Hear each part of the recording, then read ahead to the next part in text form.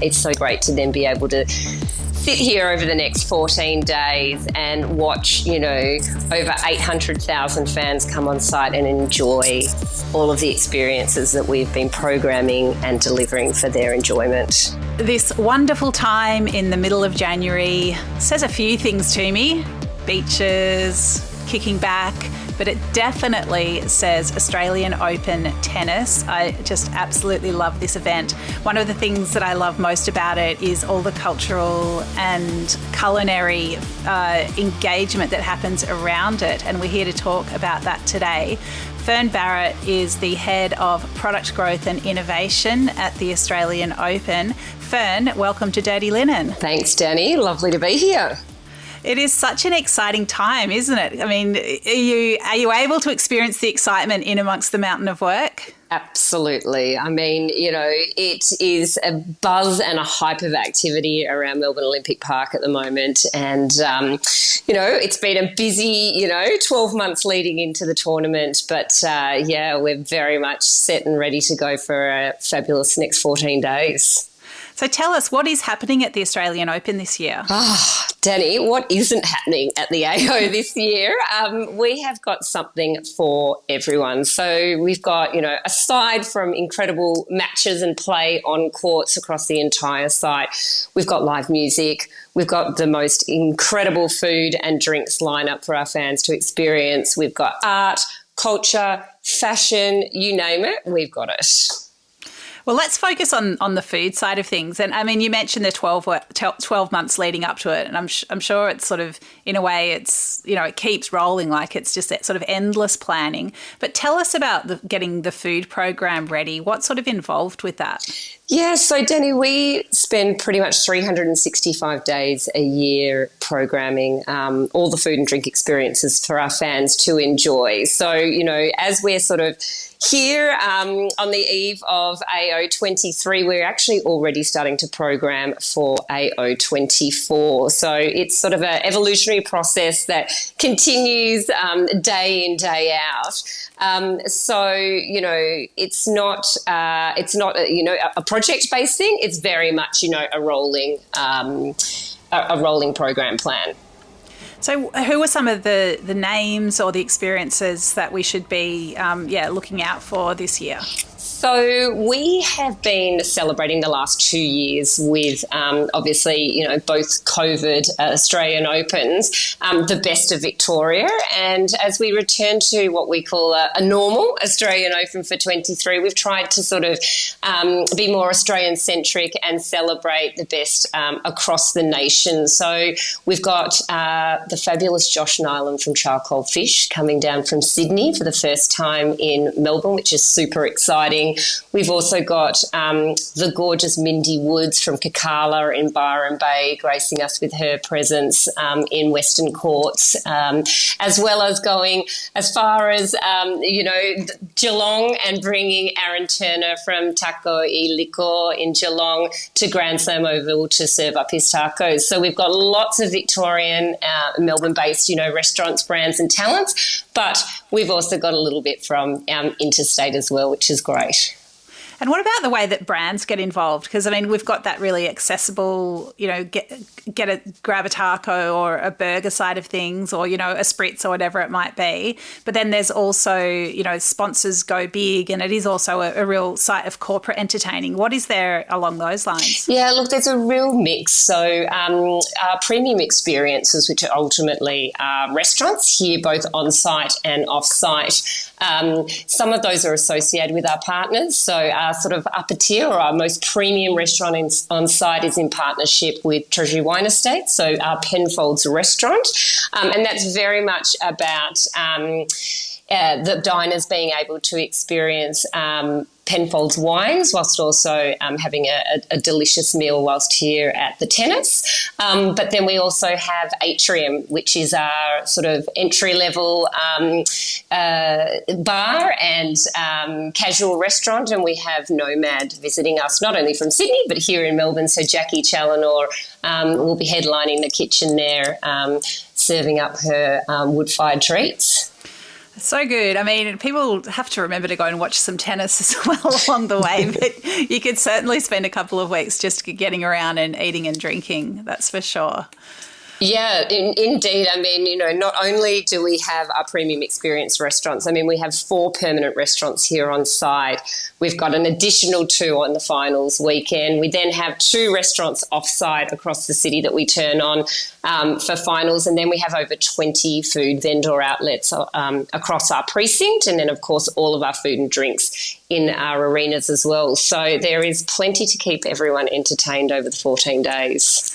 One of my first jobs out of school was working at the Australian Open selling ice cream. And I love it. I have to always get an ice cream when I go to the tennis and just recall those great days when, you not only do your hours of work, but also get a bit of a ground pass and go around and watch some matches. So, yeah, I just always think of it so fondly. Well, you're going to have to come this year because we've got our very own signature ice cream this year. So we're actually doing a peach Melbourne soft serve to rival Wimbledon's strawberries and cream. So Dani, I don't think you would have had an ice cream like this before, but super exciting for everybody to enjoy a little taste of Victoria. Oh, it sounds so good. So, Fern, I love the stats around some of these major events. I mean, what can you tell us in terms of the scale, the quantity, the budgets, any of that juicy stuff? Yeah, sure. So, I mean, if we think about our premium experiences, so our restaurants, we are looking at serving up over 20,000 restaurant quality meals over the 14 days to, our corporate and our partner clients, but also those that are coming to the tennis and wanting a more sort of premium offering whilst here.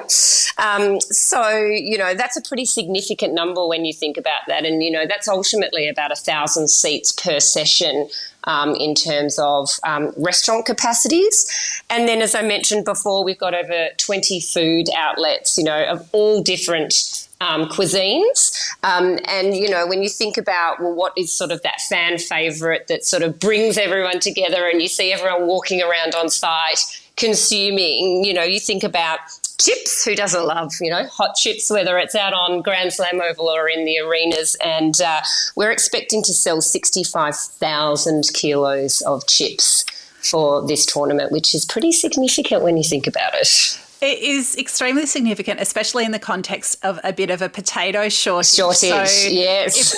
Perhaps the AO will be the place where we know that we can get those hot chips this summer. So important to know. We've been planning non-stop for it, so indeed.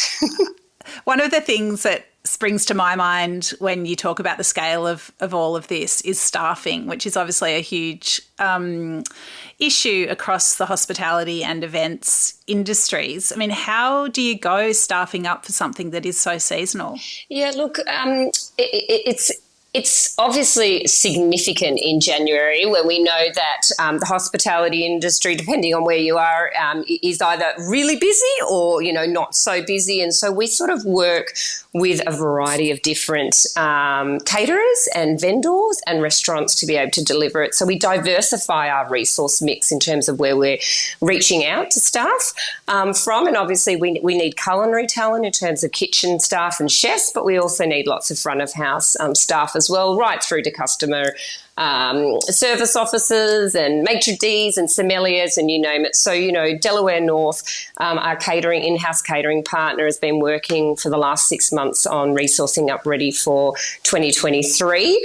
We know we need just over 2,500 staff on site to be able to deliver all our food and drinks experiences. But then we also work with other caterers in terms of our precinct food to deliver food and drink experiences. So really for us, it's about diversifying the mix, embracing the hospitality industry, giving everybody an opportunity to come and work and be part of the Australian Open. And it's great, I mentioned Nobad before. Jackie's reached out to say some of her staff, in January would love to come and be part of the Australian Open and work in the kitchen or work on the floor. And so we support that and we embrace that. But obviously we also work with, agencies and, other groups to be able to build that workforce. And I'm really excited that we've reached our target this year and we're ready to go, essentially. This episode is proudly supported by Montague.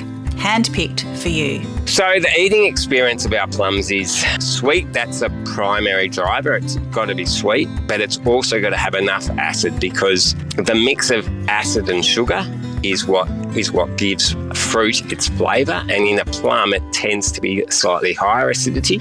And then a really nice, full, not dry, but juicy explosion of juice into your mouth as you bite into it. That's nirvana for us in terms of plum. For more information, go to montague.com.au. Fern, I first encountered you when you were working at Melbourne Food and Wine, getting the Melbourne Food and Wine Festival going each year. I mean, tell us a bit about your pathway. What got you into this type of work?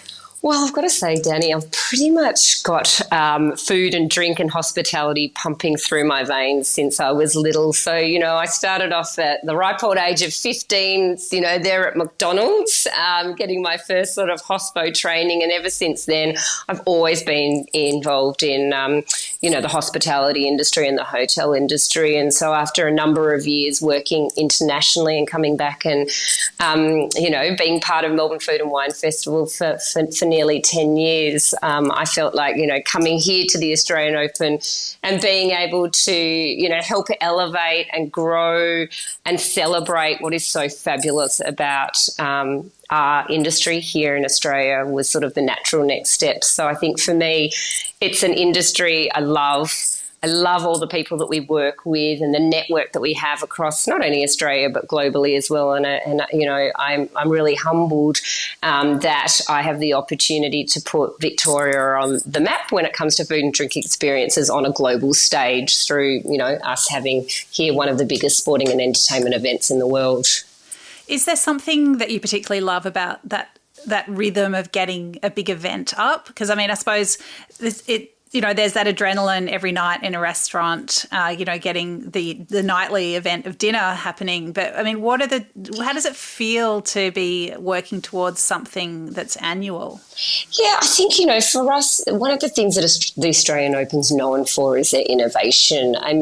We continue to push the boundaries year on year. So no Australian Open is the same. There's always something new and different and exciting for the fan to experience.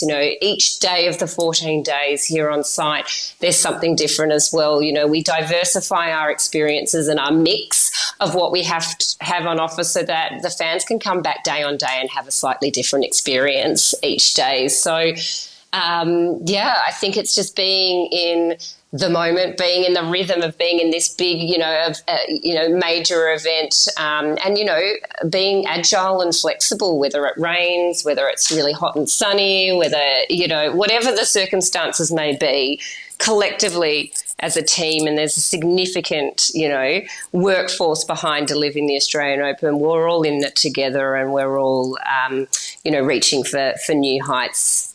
Having worked in events for so long, Fern, what trends have you seen over the years? What's been shrugged off and what's really big? Yeah, I think for us, a couple of the trends that we're really starting to focus on now and evolve from is certainly healthy and wholesome food offerings. You think about major events, major sporting events, 5 years ago, and literally you couldn't get anything other than, hot chips and burgers. Well, now here at the Australian Open, you can get anything and everything. So, this year, not only do we have, tacos, and of course we've still got the burgers and the chips and that sort of thing, but we've got, meatball subs, we've got, Kakala doing, First Nations Indigenous cuisine, which is really exciting. But we've also got Nourish Bowls from Willow Urban Retreat, which have been designed, in partnership with a dietitian to ensure that we're really promoting healthy, wholesome food. We've got, Fishbowl coming, delivering their poke bowls, and we've got Oakbury coming back again to do their fresh smoothies and acai bowls. So, for us, it's really about how do we keep delivering fan favourites, but also trying to, integrate really accessible and exciting flavours when it comes to healthy and wholesome food. So that would be sort of one of the areas that we're I guess wanting to keep our finger on the pulse when it comes to a trends perspective.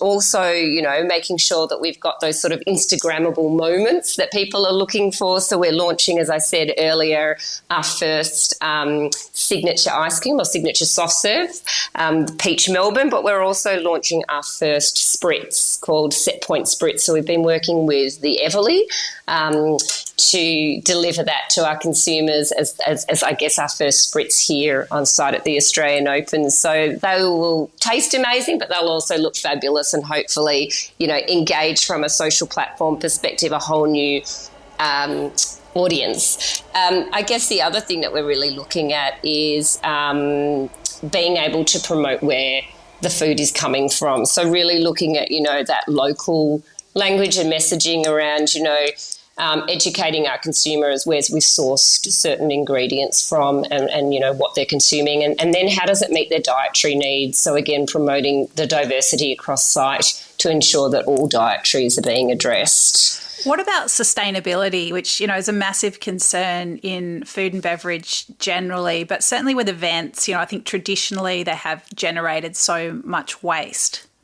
Yes, indeed. And I think, I'm really excited about this space for the next 5 years. We've got a really robust sustainability strategy when it comes to where are we going as a major event and how do we contribute to that movement. So, for example, this year in our beach bar where Charcoal Fish will be serving up their fabulous cuisine, everything will be served on reusable plates with reusable cutlery. So that is in partnership with Green My Plate. The bar there, the Set Point Spritz, the signature spritz I was talking to before, will be served in reusable cups. So we're piloting that program for a second year. We did it in AO22 and we've grown it for AO23 with the intention that this will now be a site-wide initiative in the years to come so that the entire site will all be reusable crockery and cutlery and we will be gone of any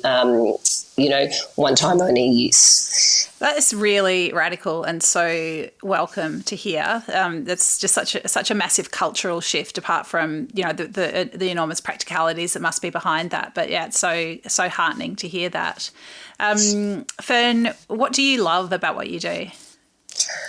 I think I just love the fact that I'm part of such a significant event in this country and on the global stage. As I said before, you think about the tennis tournaments around the globe and the Australian Open's known as the Happy Slam, and certainly working here, is a really happy experience for everybody. We've got a hugely supportive workforce and community of people that we work within. And, as I said earlier, no day is the same. There's always something new and different, exciting, but the collaboration and the innovation that we all hold ourselves accountable for means that each day turning up at work is an absolute delight. And it's so great to then be able to sit here over the next 14 days and watch, over 800,000 fans come on site and enjoy all of the experiences that we've been programming and delivering for their enjoyment. Yeah, it's massive, such a big undertaking, but I reckon there's no one who is more unflappable than someone who works in events. So I'm sure that, whatever the 2 weeks throws your way, you and the team will deal with it with smiles and with utter aplomb. So Fern, if I'm coming, let's just say I'm coming for a day, hopefully I'll get there for more than one day, but if I'm coming for a day, what shouldn't I miss? And how much of it should I plan in advance? Wow, that's a hard question because you need to come for multiple days, Dani. There's so much on. I mean, if I'm a mum with 2 kids and if I was bringing the kids to the tennis, which I do whilst I'm trying to work as well, I would not miss the ballpark. It's such a great day out, having the kids being able to, be close to the Yarra River whilst riding on all the different rides and enjoying picking up the racket in hand and having a little spot of tennis whilst also enjoying some great, fish and chips waterside.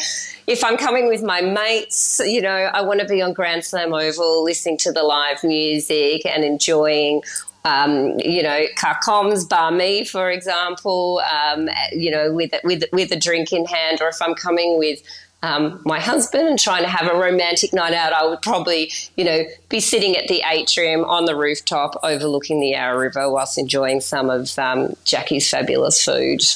That all sounds so good. And I did not know until this moment that Carcon Banh Mi was going to be there. And I mean, that is... It's been a little secret we've been keeping. Oh, so amazing. Oh my goodness. So yet more reasons to clear the decks and get to the Australian Open. Definitely. And I think, Dani, you've got to come on site and come and have a lobster roll and a glass of Chardonnay with me in Garden Square at our supernormal al fresco space, because I think that'll be pretty special whilst watching tennis on the big screen. I am so up for that. Fern, thank you so much for talking us through it today. All the best for the next couple of weeks, and congratulations on putting everything in place. It is such a golden time in Melbourne, and as you say, interesting past few years. So it's so exciting that it's all systems go for 2023. Thanks, Dani. Look forward to seeing you on site. This is Dirty Linen, and I'm Dani Valent. We air the issues that the hospitality industry finds hard to talk about, hearing from different people with unique perspectives. We want to hear from you as well. If you have something that needs to be said about a topic, get in touch so we can include your perspective. Contact us at dirtylinenat.deepintheweeds.com.au or hit us up on Insta at Dirty Linen Podcast. We can't wait to hear from you. This